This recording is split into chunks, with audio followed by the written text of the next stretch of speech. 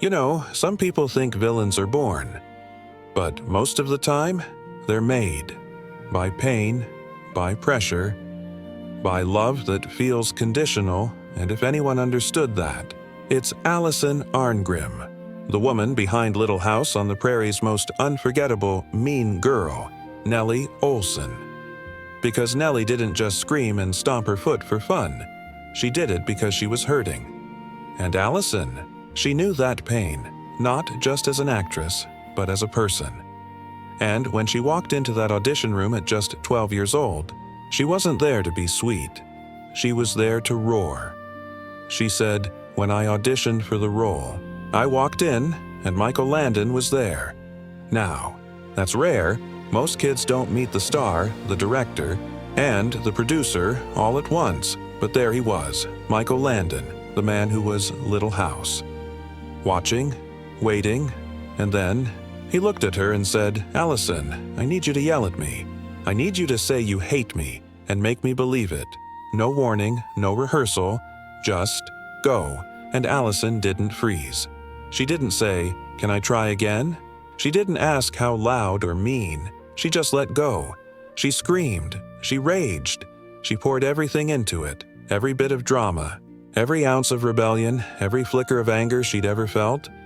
And when she finished, silence. Then Michael smiled and said, "That's the girl."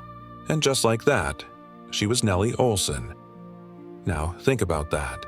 Most child actors are told to smile, to be polite, to stay calm. But Michael, he didn't want nice. He wanted real. Because Nellie wasn't just a spoiled brat. She was a storm in lace. A force. And to play her, Allison had to bring out her inner evil, as she once put it, and she did. Not because she was mean, but because she knew that kind of fire. Because off-screen, Allison's own childhood was hard. She carried pain no child should have to carry. Abuse. Silence. Years of being taught to hide her truth. And when she stepped onto the set of Little House, she wasn't just acting. She was channeling her anger, her fear, her need to be seen. And Michael saw it. He saw her strength, her timing, her ability to go big and still feel real.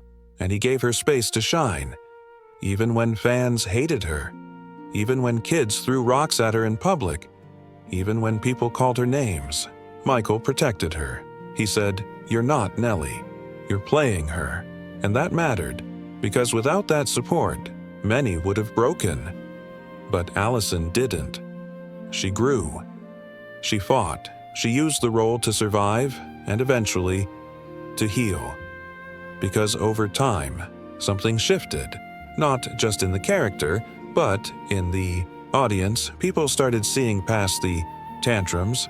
They saw the loneliness, the insecurity, the little girl who never felt good enough. And in later seasons, when Nellie softened, when she married Percival, when she showed kindness, fans began to root for her. And Allison said, "I didn't play a monster. I played a girl who didn't know how to be good." And that's the truth. Nellie wasn't evil. She was lost, and Allison made her human. Now, let's talk about her legacy, because yes, she played the meanest girl on TV, but she also became one of the most respected voices in Hollywood. After the show, she didn't disappear. She wrote a memoir, Confessions of a Prairie Bitch, a brave, hilarious, heartbreaking book that revealed not just the fun of playing Nellie, but the pain of being Allison. She became a powerful advocate for survivors of abuse, a comedian, a speaker, a woman who turned her trauma into power, and she did it with humor, with grace, with fire, and she's never disowned Nellie. In fact, she says, "Nellie saved me. She gave me a voice when I didn't have one." And isn't that beautiful? The role that made people hate her was the one that set her free. And she stayed with the show until 1983, longer than almost any other young cast member. Through marriages, deaths, new characters, and still, Nellie remained unforgettable. because Allison made sure of it. She didn't phone it in. She didn't soften too soon. She played Nellie with commitment, even when it hurt. And that's professionalism, not perfection, but showing up, even when you're playing the villain. Now, think about that audition moment, standing in front of Michael Landon. Being told, "Make me believe you hate me."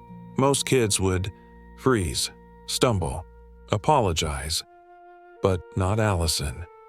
She leaned in. She went dark, and she won the role. Not with sweetness, but with truth. And that's why Nellie lasted, because she wasn't fake. She wasn't cartoonish. She was loud, dramatic, over the top, yes, but she was also real, and so was Allison. So the next time you hear Nellie scream, "Daddy," don't just roll your eyes. See the girl behind it, the one who stood in a casting room at 12 years old, who screamed at a legend and changed television forever. Because sometimes, the most powerful roles aren't played by the nicest people. They're played by the ones brave enough to be unlikable, to be hated, to be seen. And Allison Arngrim? She was all of that, and more. She was fearless. And because of her, Nellie Oleson didn't just live on the prairie. She lives in our memories, in our laughter, in our lessons about kindness, growth, and second chances.